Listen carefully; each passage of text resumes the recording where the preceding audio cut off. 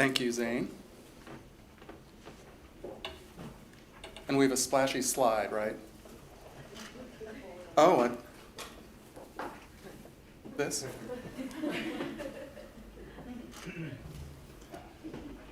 Good morning, everyone. As Zane said, my name is Andy Ceperley, and I have the pleasure of serving as the project director for careers and employment here at University of Melbourne.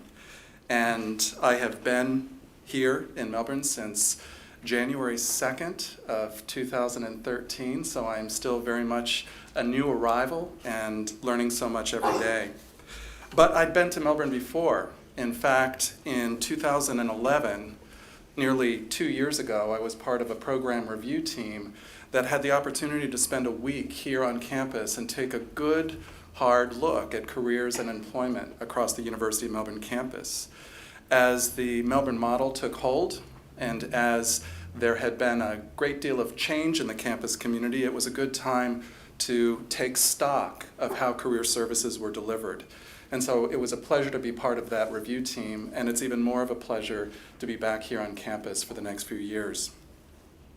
When I was here in November 2011, I was able to reflect a little bit for a small group on something that I have been so passionate about for the last 25 years in my life, and that is higher education, especially higher education in the United States, because that's what I know and that's what I have grown to really appreciate and value and evangelize for, in spite of all the challenges in tertiary education in the US, and as I'm coming to find out, challenges that exist here in Australia as well.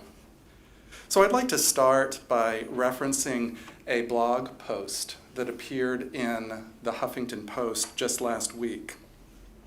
A gentleman named Greg Lamont, who is an Oxford alumnus and is currently pursuing his master's degree in Melbourne's sister city in the US, Boston, at a university you may have heard of, Harvard. And Mr. Lamont writes this: "And so it began, as I sat in historic Memorial Hall for the Dean's welcome. 45 minutes, with barely a breath as a break, on how great every single one of us in the room was. How amazing, how fantastically diverse our class was. How individually and collectively our potentialities knew no bounds." He was a long way from Oxford, this Greg Lamont, where humility is the name of the game. Oxford, Lamont writes, was something to be whispered, mumbled over conversation. Sure, you were smart, but don't go getting above yourself. He goes on to reflect on Harvard's Welcome Week, and he writes this: "People nodded, some people cheered, others hollered as the crescendo of self-congratulatory felicitations trundled ever upwards towards echelons that Brits in the room had only read about. It was like being in the academic equivalent of a Baptist church. Welcome to higher education in the United States." Now, such was not always the behavior on Harvard Yard, because in fact, Harvard University was modeled after Oxford and Cambridge. Harvard College was founded in 1636 and named after an early benefactor. Its primary function was to train young men for the ministry. Years later, William and Mary came next in 1693 and focused on training lawyers, politicians, and Virginia gentlemen, planters. Students pursuing the ministry did not have to pay fees to go to school. In 1701, Puritan ministers had grown tired of what they called the liberal theology being preached at Harvard, and they founded Yale College, later called Yale University. In 1747, New Light Presbyterians set up the College of New Jersey. Any guesses what it became? Princeton University, recently ranked #1 in the United States. The Baptists started Rhode Island College, later named Brown University. The Church of England set up King's College in New York City, and it later became Columbia. It wasn't until 1749 in my hometown of Philadelphia, Pennsylvania, that Ben Franklin and civic-minded leaders created the University of Pennsylvania, the first institution that was not oriented to the training of ministers. So if I were to summarize the first few centuries of higher education in the United States, I'd point out three things. Early tertiary education helped young men make the transition from rural farms to complex urban occupations. They promoted upward mobility by preparing ministers and community leaders.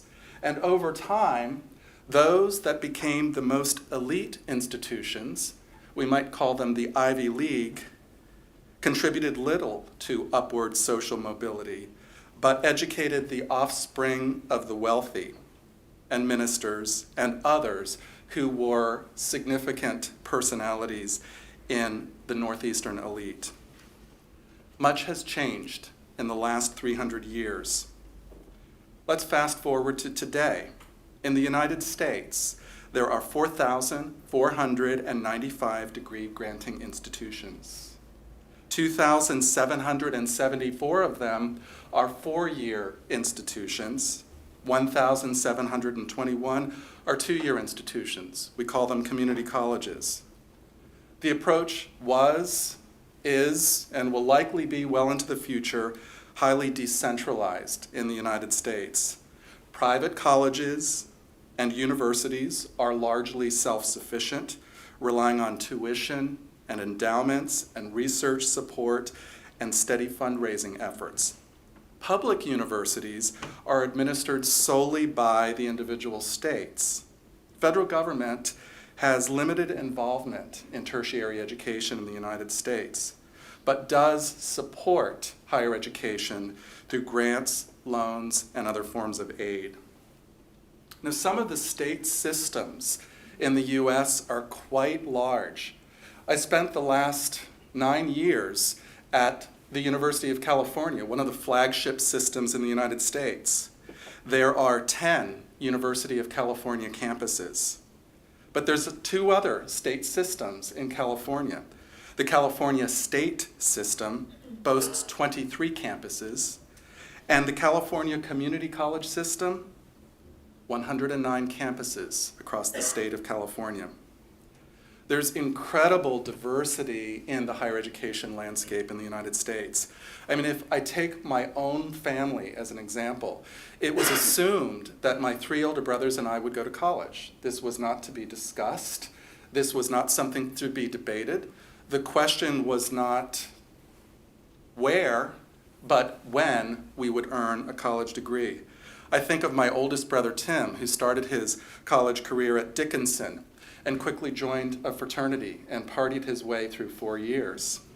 He went on to a Master's in Foreign Service program at Georgetown University and eventually a law degree at Loyola University, Los Angeles.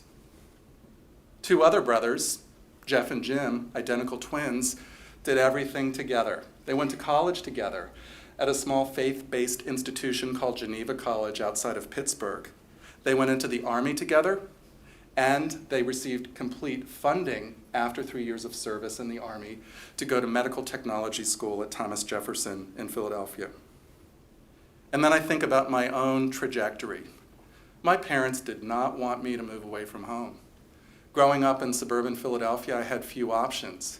One of those options, and the option I choose to pursue, was Drexel University in Western Philadelphia, known for its 5-year co-op program, where you spend half of your time in class and half of your time serving in an internship or a cooperative education endeavor.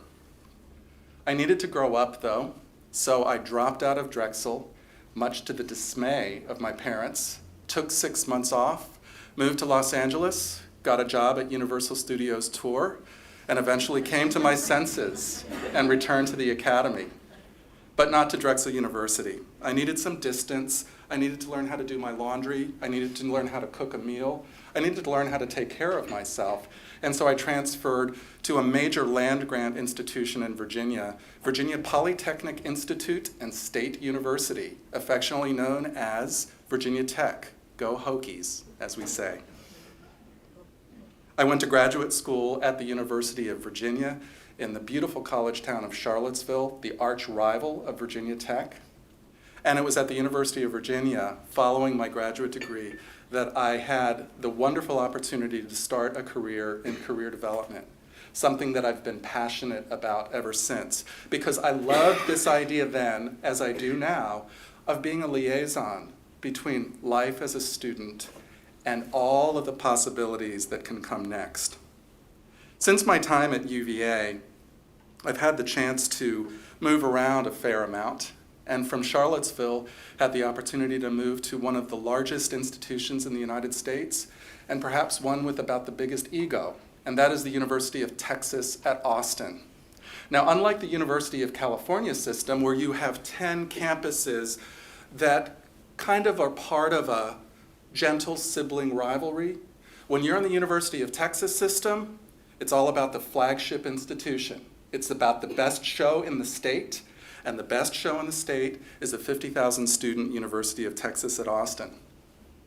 And from there, 5 years later, I decided to move into faith-based higher education and was able to join one of the 28 Jesuit universities in the United States, the beautiful Santa Clara University in the heart of Silicon Valley, just south of San Francisco. And then from there, 4 years later, because apparently I can't hold down a job, I moved on to the University of California system and joined the #1 surfing school in the United States, the University of California, San Diego. A very different institution from those I've served, because at only 52 years old, it's amazing what was done with what was formerly a military installation north of San Diego. The creation of this world-renowned institution that keeps growing, keeps hitting rankings, and keeps doing better and better and better. So I think about Beloit College. Has anyone heard of Beloit? Well, we're all about branding in the US, and Beloit would be unknown if it weren't for something that they do quite wisely every year. Beloit College produces a mindset list. They welcome in the incoming class of students, and across the United States, it is September when students return for fall semester. This is when they come to school. And Beloit College has just released the mindset list for the class of 2017, the incoming freshmen of today. Tell me if you can relate to any of this. I think you'll find it interesting. Today's incoming students would say that having a chat has seldom involved talking. Today's incoming students would say that Gaga has never been just about baby talk. Today's students would say that a tablet is no longer something that they take in the morning. They'd say that with GPS, they've never really needed directions. And they'd say that their favorite feature films have always been largely, if not totally, computer generated. That's the class of 2017. Welcome. So if I were to connect with the grandparents of these incoming freshmen, they might be able to tell me about what they saw in higher education in the US, because what they saw was a departure of small schools around the United States, the end of World War II, the GI Bill in the United States, and the growth of the middle class. So if we look at the 1940s and 1950s and 1960s in the US, few industries have grown as fast, gained such prestige, and affected the lives of so many people as higher education. Money flowed freely from federal, state, local governments, alumni associations, and families who reached into their savings and took out loans so that their children could enjoy what every American wanted and wants to enjoy, the American dream. During the last 20 years of the 20th century, universities achieved what we might call a monopoly as licensing agencies for Americans who wanted to improve their employment prospects. Every occupation sought to raise its prestige and income by making college and beyond a requirement for entry. Now, until about the 1980s, our faculty, our academics, ruled, they governed, they reigned in the United States. They were the primary decision makers. They were the heart of our campus communities. But then something changed. Right around the time of the Vietnam War, a consumer culture took hold in the United States. Student services increased. Career development centers started to prosper. Governing boards and administrators, especially those with business backgrounds, not academic credentials, took hold of the campus hierarchy. Student tuition rose well beyond inflation, as did student expectations. It was then, in the 1960s and early 1970s, that we used less the term student and more the term customer. They wanted to be treated well, those student customers, and they wanted to have assurances that their degrees would be valuable in the job market. So what I'd like to share with you rather quickly are 8 trends that I am seeing in the United States right now, and we'll see which of those trends you can relate to here in Australia. I'm a little bit homesick from day to day, and so one of the subscriptions that has become the most treasured morning rituals for me is the Chronicle of Higher Education, the online Chronicle of Higher Education, where I get the scoop, I get the skinny, I get everything that is hot and everything that is not in tertiary education in the United States. Here are some trends that I'm seeing. Number 1, university image, brand, and public relations strategy has never been more important, and it will continue to be more important. Social media sends campus reputations viral. Consumerism has created a culture where we're all chasing happiness to ensure that our students are quite delighted with their campus experiences. And I would note on the slide that you see behind me that ratings are alive and well in the US as they are in Australia. You're looking at images of the recently released US News and World Report top 10 national universities in the United States. University image is especially important because it's not just about bricks and mortar anymore. For-profit institutions such as Bridgepoint Education, DeVry University, and the University of Phoenix are taking hold. They are educating millions of people throughout the United States using methods that we had not dreamed of in traditional campuses until about 5 or 7 years ago. But the university image and brand and public relations is also about the community that we create. I know that when I would have Australian visitors come see me at the University of California, San Diego, they were fascinated by all of the boutique centers we have on campus. The Women's Center, and the LGBT Center, and the Black Center, and the Chicano Student Center, and on it goes of storefronts that you find across campuses in the US designed to ensure a healthy campus climate. Diversity and inclusion are the subject of more meetings on our campuses in the US, I'm quite convinced, than any other topic we can think of. How are we serving our disabled students, our first and family students, our veterans, our underrepresented students, our transfer students, and increasingly in the last 10 years, our international students? Number 2, the future of liberal arts. Wow, there's a lot of writing about that these days. United States higher education is rooted in the liberal arts. It's rooted in ancient Greece and Rome. It helped give birth to the Renaissance and the Enlightenment. It permeated learning in France, England, and Germany, and moved to the United States, and it is the cornerstone, it is the fabric of tertiary education in the US. But with millions of graduates now in the United States, wrapping up their college degrees, in debt, and looking for work, they're wondering what the return on that liberal arts investment is. In fact, our own Vice Chancellor Davis just sent me an email along with several other people the other day about yet another New York Times article about the plight of the liberal arts degree in the United States, about the challenges that graduates have in a marketplace where so many do find work, but they find work in areas that did not call for a university degree. Barry Schwartz is a professor of psychology at a beautiful small liberal arts college outside of Philadelphia, Swarthmore, and he writes that college should answer 3 questions. What is worth knowing? What is worth doing? And what makes for a good human life? Today, many are adding a 4th question. What will pay the bills? Number 3, the state of the academic job market.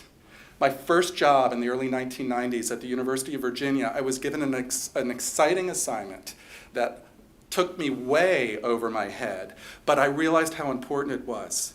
In the early 90s, we were graduating PhDs in the United States all over the place. And these PhDs had spent many, many years earning their terminal degrees, and they could not find tenure-track positions in the academy. And so, tenure versus adjuncts is another trend that I think we need to look at. Is the traditional tenured faculty that has been part of that foundation of higher education in the US, is that going to be the future when education can be delivered in so many different ways and through more and more part-timers? Number 4, the privatization of the public land-grant university. Raising money has become more and more important in higher education in the United States. Research grants, philanthropic gifts, and corporate partnerships are extremely important. Extension programs, alumni engagement, other mechanisms that bring energy to the campus and bring dollars to the campus are receiving lots and lots of attention. And through all of that, with revenue, there's been a staffing impact through furloughs, layoffs and redundancies, hiring freezes, and the casualization of the workforce, which is a topic that I've heard a little bit about since I arrived in Melbourne. Number 5, the drive for advanced degrees. Perhaps the 4-year undergraduate degree just isn't enough anymore in the United States. And in fact, prestige is attached to successful application to medical school, law school, graduate business school, and research-oriented doctoral programs. The downside of the pursuit of advanced degrees in the United States is the increased debt load, where you have those earning JDs in the US after 3 years of professional school education, looking at a ticket price of $100,000 plus that they will have to pay back within a fixed period of time. Number 6, technology innovation. Do we outsource our technology or do we try to build it within? We're talking constantly about client management systems that are integrated, the notion of cradle to grave, so that we could actually track our clients in a more effective manner. Student portals have become commonplace in the US, and I know that's extremely important at the University of Melbourne as well. And of course, online coursework, MOOCs and beyond. How are we balancing the bricks and mortar, the traditional go away to college sort of institution, the ivy-colored walls? How do we balance that with 24/7 access to coursework that can impact not just 18 to 22-year-olds, but people in all walks of life and at all ages around the country and beyond? Number 7, the internationalization of our campuses. NYU, New York University, just opened its campus in Shanghai just last month, welcoming 300 undergraduate students, 150 from China, 100 from the United States, and 50 from other parts of the world. They will figure out over time how to deliver their educational product in a marketplace that's been unfamiliar. I realize that Carnegie Mellon from Pittsburgh has a campus here in Australia. I also know that exchange and study abroad programs have never been more prominent than they are today. And in the United States, they're becoming increasingly more affordable. The criticism in the US previously about study abroad was, number one, I can't afford it, or number two, I won't be able to graduate on time. Study abroad and exchange programs have become very sophisticated, and they now realize there are ways to give students an international experience and tick off the boxes of affordability and on-time graduation. What I've seen in Australia in my nearly 9 months here is we have more background in Australia with educating undergraduate students from other countries. That's still relatively new and growing in the US, and campuses are scrambling to figure out what services and resources and tools and strategies to provide undergraduate international students so they have the very same rich experience and positive feeling that American counterparts feel. And then finally, I save the best for last. Number 8, return on investment. What am I getting for this degree? Why should I pursue a university or a college degree? Why should I step out of the workplace and go into debt to get educated? What does it mean for me? And so there are a couple of themes that are playing into that. Number one is transparency. There is an incredible push to publish the salaries of university presidents and others like never before. We're fascinated by how much money people make in higher education in the US.